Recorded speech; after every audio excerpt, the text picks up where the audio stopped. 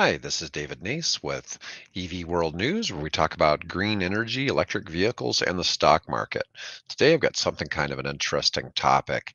So, one of the things that's big driver of EV sales, particularly in the United States, is the federal tax credits. And all of a sudden, it looks like a few companies are going to be hit with not being able to get the full tax credit for next year. And notably, this really it affects several companies. It affects Ford. So Ford has sent out a notice to dealers saying the Mach-E's, well, it's unlikely that they will qualify for the federal tax credit. This is kind of a big issue. So the rules proposed by Treasury and Energy about foreign entities of concern within the Inflation Reduction Act are detailed and extensive. Our colleagues are working through them and what they might mean for Ford. So Tesla has warned customers that certain versions of the Model 3, the rear-wheel drive and the long-range trims, will only be eligible for half of the $7,500 tax credit for next year. And the Nissan Leaf and the Volkswagen ID4 will be impacted as well. This is a big deal because these are some of the most, the Mach-E is not cheap, but the other vehicles are amongst the top 10 most affordable electric vehicles in the United States. So that's a pretty big deal. This could prove awkward for some car shoppers who've been waiting until next year to buy an EV. Now, what I'm not sure about, there's been a workaround where if you lease an EV, the dealer does it under a commercial lease, and somehow they've still been able to factor in the $7,500 tax credit in the lease. So the articles I've looked at haven't been clear as to whether that would still be a possibility or not because it falls under different rules. Anyways, now, the countries that are of concern are China, North Korea, and Russia. Now, the problem for this is that a large portion of EV materials, the supply chain runs through China. And China has really been the big adopter. They're the biggest adopter of electric vehicles in the world. They've they were early on in the race for technology. They were early on in the race to get batteries made. And so currently, China alone accounts for 70% of the global supply of battery cells. That's a pretty big deal. Lawmakers have said the Inflation Reduction Act is meant to level the playing field by weaning American battery dependency off of China and creating U.S. jobs in the EV sector. Many car companies and their supply partners are now working to beef up U.S. battery plants as a result. There's a lot of that technology and manufacturing plants being built all over the United States, which is exciting to see because it'll produce good jobs, things like that. But it's likely that it could take years for some of those to really come online. Automakers are spending billions of dollars to reroute the EV supply chain around China, and EV supporters say the new requirements validate those investments. Al Gore, the executive director of the Zero Emissions Transport Association, says the most valuable parts of the supply chain are manufactured in the United States, creating good paying American jobs and fortifying national security along the way. Now, my next topic is comes to us from Clean Technica. And this is kind of an interesting topic because I have some different viewpoints on what they're talking about here. So, right now, because of electric vehicles around the world, now 1.8 million barrels of oil a day are being avoided from being needed. Now, I attended a conference last week where economists were talking to the CEOs of public companies. And one of the interesting things that came up is that world gasoline production is up 2.1 million barrels.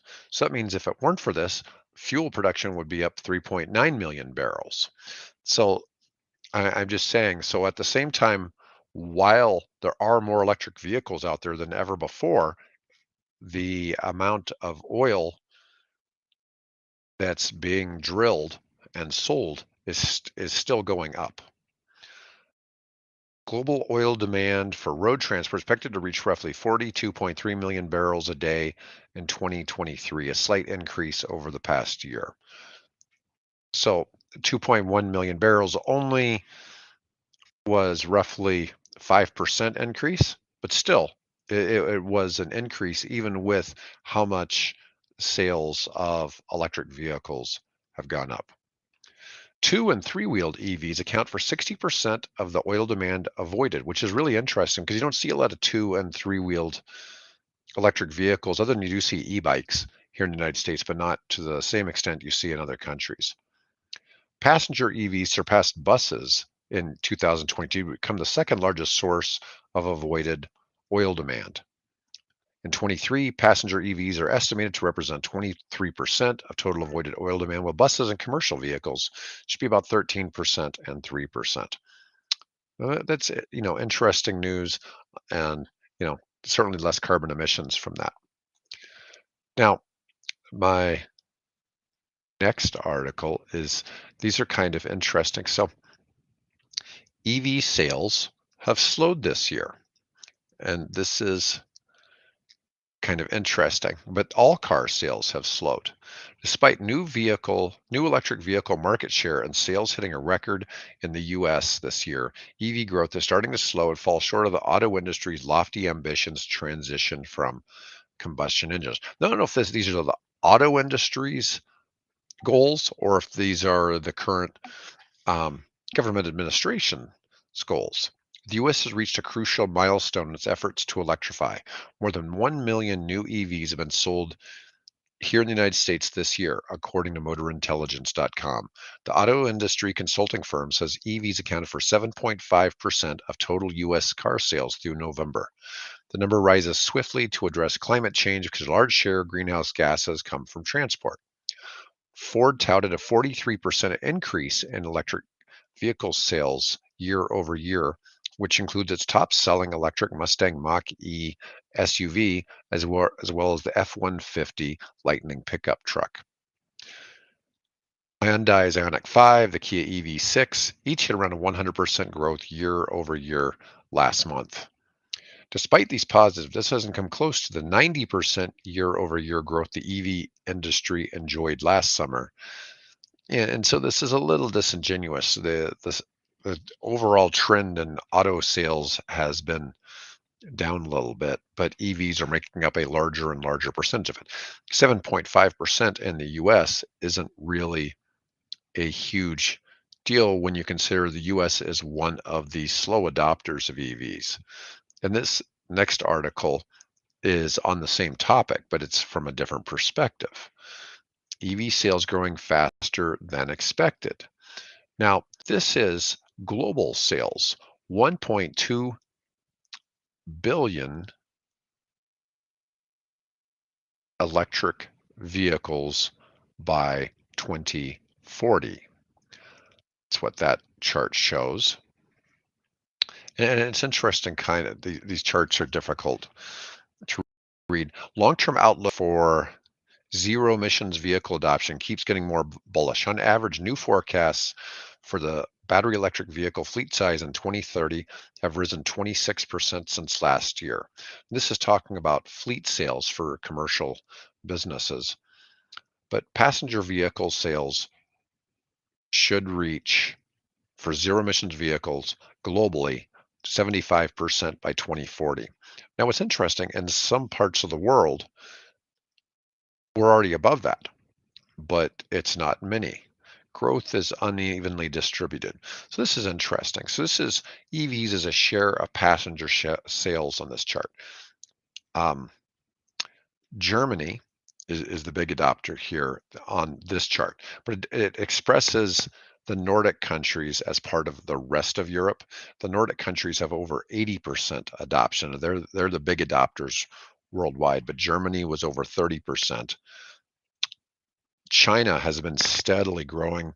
They're up around 28% of all new car sales are battery electric vehicles, but Europe in of itself is about 25% right now of all car sales, whereas the United States is about 7.5, and it's way down here in the blue, this blue tag here. Now, rest of the world is really lagging behind. So, it's also a matter of the wealth of the countries. It's going to be a while before the entire world makes a switch over to electric vehicles, if it ever happens. I'm not completely convinced that electric vehicles solve the needs of everyone everywhere, in the whole world. But it is interesting to see this adoption take place. In over half of the global car market, EV adoption is still below 10% of sales. And this includes countries like the US and Japan. 30% of the global car market is in countries where EV adoption is still below 5%. Countries like India, Southeast Asia, Japan, and the rest of the world category, which includes countries like Brazil or Russia, is climbing, but it was still below 5% in 2023. India only crossed 1% adoption in 2022, reaching 2% in 2023. So that it's really quite interesting to see where that's played out. Now, uh, so anyways, I like that, but let's talk about a different topic. Let's talk about something that Volkswagen's got coming up. And I'm a real big fan of something called bidirectional charging and bidirectional power. Now, this is more catered to somebody who has both an EV and solar power.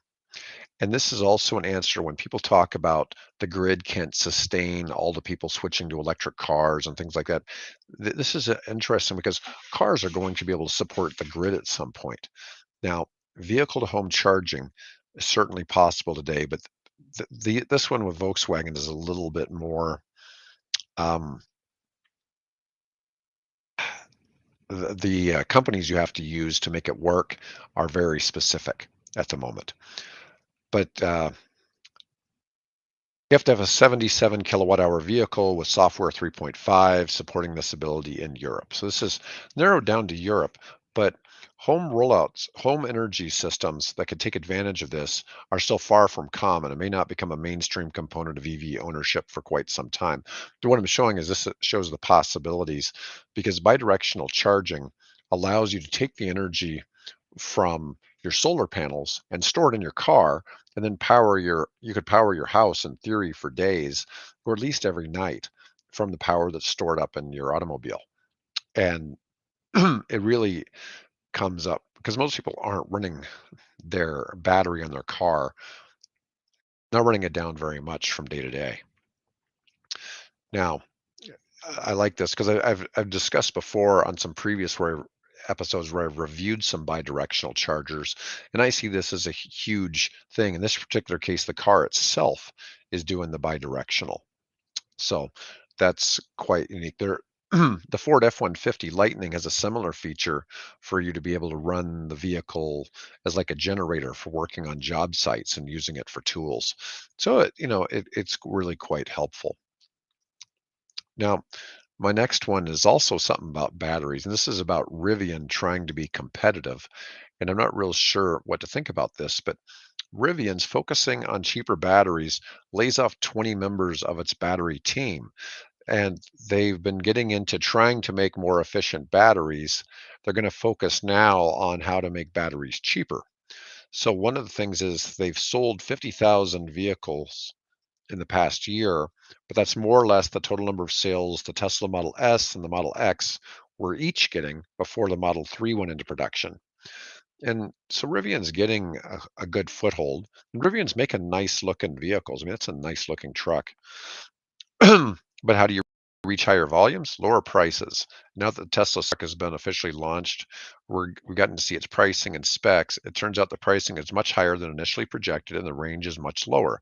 Turns out the Cybertruck is super powerful and has some nifty features like drive-by-wire and 48-volt low voltage battery. Rivian may struggle to compete on specs alone. There's much more of an opening on the lower end of the truck market or by buffing up its range. With that in mind, it's interesting perhaps Rivian has just laid off 20 long-range battery cell development team members, and that's less than 8% of the company's battery team. A Rivian spokesperson said these layoffs are due to a change in priorities. The goal now is to focus on more affordable vehicles and developing more affordable batteries for those vehicles. Rivian may be waving the white flag in performance and specs, but it seems it may have an aim to compete on cost more and sell in higher volumes. We'll see. I just thought that was kind of an interesting. Rivian will continue to get battery cells from Samsung SDI in South Korea, but one wonders if an in-house system will phase out the need for R2 to a dramatic degree. And that's really all I've got for today. I hope everybody enjoyed this show. Thanks for listening. Please like and subscribe. Please leave me a comment if you'd like to let me know what kind of content you'd like to see more of in the future.